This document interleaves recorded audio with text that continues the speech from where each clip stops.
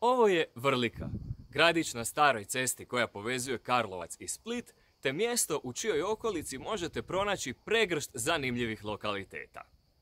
Ako dolazite u ove krajeve, u ovom videu možete se informirati o tome što je vrijedno posjetiti u Vrličkome kraju.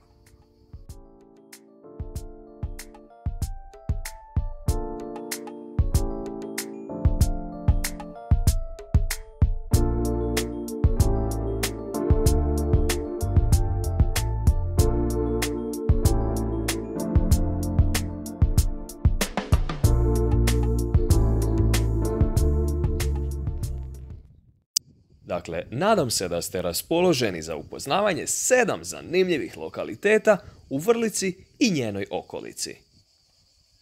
U popis za razgledavanje svakako ćete uključiti povijesno središte Vrlike.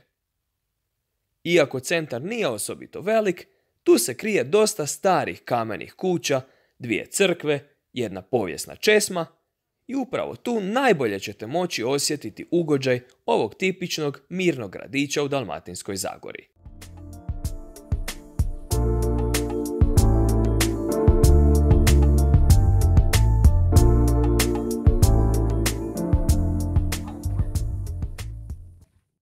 Točno iznad grada teško je ne primijetiti ostatke tvrđave Prozor, koja potječe iz 14. stoljeća. S tvrđave ćete moći uživati u prekrasnom pogledu na Vrliku i Vrličko polje.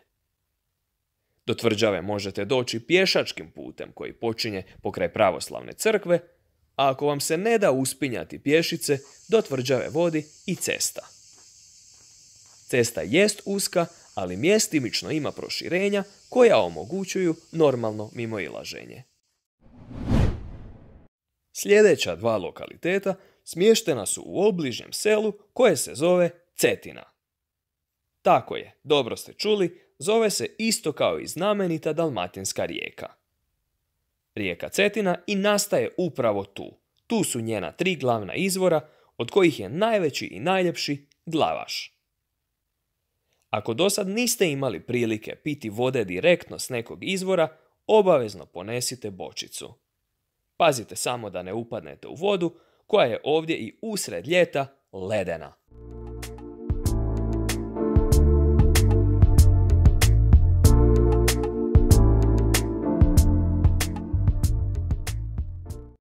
Nedaleko od izvora je i crkva Svetog Spasa, koja potječe iz 9. stoljeća. To je jedna od rijetkih srednjovjekovnih crkava koja još uvijek ima očuvan toranj.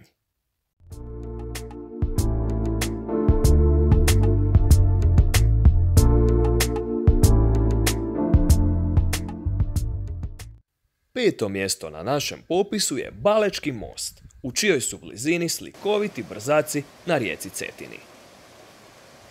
Inače, mjesta u okolici Vrlike možete obilaziti i biciklom.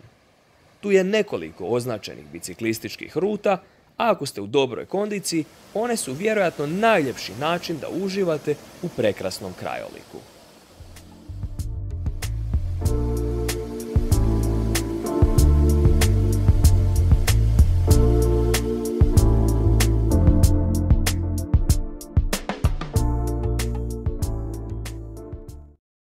Sljedeća znamenitost Vrličkoga kraja je Peručko jezero, umjetna akumulacija duga čak 20 km.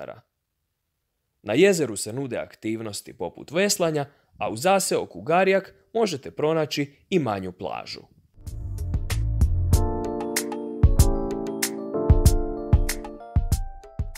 Sedmo mjesto na našem popisu osobito će privući pravoslavne vjernike, a to je manastir Dragović, podignut nakon što je originalni manastir potopljen zbog gradnje jezera.